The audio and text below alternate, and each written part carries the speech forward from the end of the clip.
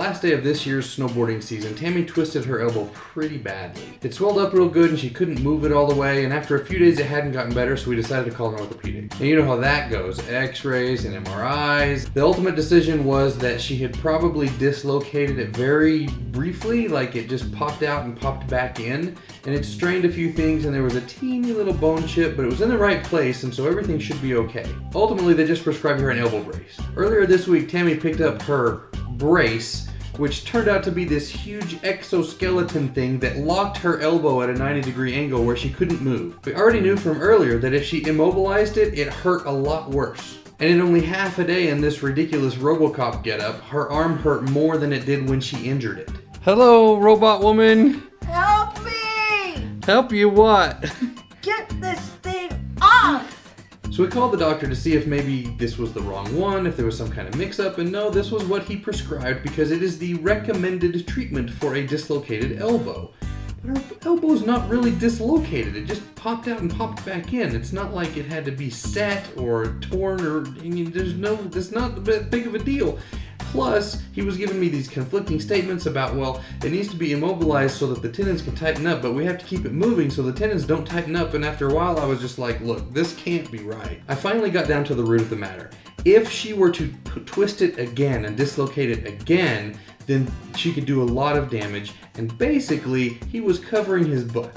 Because she has a desk job. It's not like she's out there snowboarding anymore or riding motorcycles or anything like that. She's just sitting around. And on top of all of this, Tammy happened to catch a glimpse of the paperwork while she was picking it up, and we were pretty sure that this thing was really expensive. Long story short, we took it upon ourselves to return the erector set and look for something better. So I took my lunch break, and instead of watching YouTube, I drove across town and returned the brace. That brace was going to be billed to my insurance for $860. $860! By the way, Walmart has this exact brace, maybe a different brand, but all the same functions, for $94. $94. So guys like John Green can rail against the system about why we need socialized medicine, why we need single-payer systems where the government pays everything and there's no competition. The problem is that we have not enough competition. The problem is that so many people, when they have health problems, they go to the doctor and they say yes to everything. They actually sign a little piece of paper that says the doctor can do whatever he wants. Read those contracts when you go to the doctor. See what it really says.